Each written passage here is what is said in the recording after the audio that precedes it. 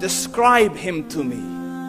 And Muslims, look at the description of your Rasul. And for some, this would be the first time you hear what your Prophet looked like. I saw a man of striking appearance. ظاهر الوضاء أبلج الوجه, radiant face, حسن الخلق, beautifully created. لم تعبه الثجلة, his belly wasn't protruding. ولم تزر به السعلة, nor was his head disproportionate and small. وسيم قسيم, proportionate and delicate, finely made, a specimen of a creation. في عينيه دعج, in his eyes there was a contrast. The dark was immensely dark, the white was excessively white. وفي أشفاره وطف, and his eyelashes were long. وفي صوته صهل, and in his voice was a natural echo. وفي عنقه سطع, and his neck was elegantly long. وفي لحيته كثاثة, his beard was full and thick. أزج أقرن, his eyebrows were arched, but they were not joined. It was separated. In summit, فعليه الوقار, when he was silent, dignity covered him. وإن تكلم سماه وعلاه البهاء, and when he spoke, it was audible and clear, almost commanding and overtaking. أجمل الناس وأبهاهم من بعيد, from afar the most striking and outstanding in appearance. وأحسنهم وأجملهم من قريب, and when he came near, the best of them and the most handsome of them in closeness. حلو المنطق, such an exalted and sweet level of logic. Like when he used to speak, it was so coherently logical, it was smooth and easy to understand. فصل لا نزر ولا هذر, he was to the point, not excessive nor too short.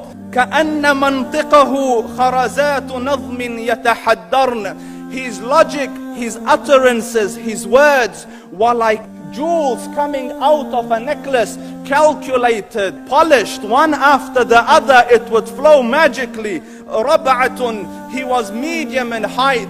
Your eye didn't have to strain to look up at him, nor was it tedious to look down at him. He was a comfortable sight to look at. له رفقاء يحفون به, he had friends, the people that were with him, they were working around him to try to serve and protect him.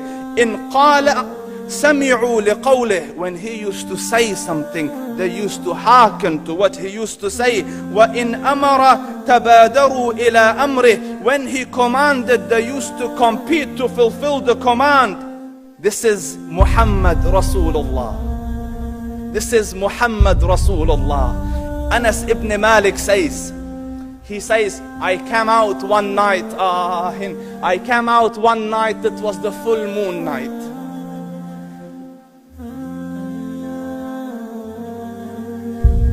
And I looked at the moon, and in the desert, understand, the moon is an awesome sight. It is smooth, it is radiant, it is clear, it is gentle compared to the scorching sun at which they are used to.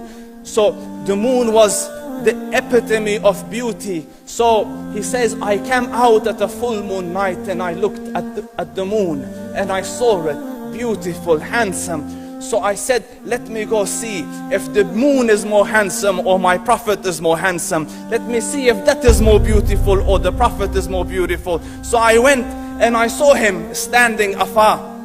So I looked at his face and I looked at the moon, and I looked at his face, and I looked at the moon, and I looked at his face, and I looked at the moon, and he said, Wallahi, he was more handsome than the moon in its entirety. That is just the look of your Rasul.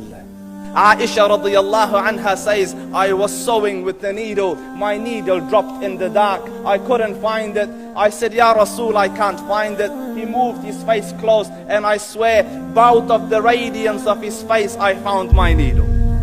And the Prophet sallallahu alayhi wasallam was mind-bogglingly handsome, but his handsomeness was covered with waqar and jalal and hayba. The Sahaba say, when we used to sit at his feet, two feelings conflicting would come on the heart. The first one, you wanted to look at him. You wanted to behold the majesty of his face. And when you wanted to look up, shyness used to overtake you, so you used to look down. Amr ibn al-As says, I sat with him many times, but if you ask me to describe his face, I can't describe it.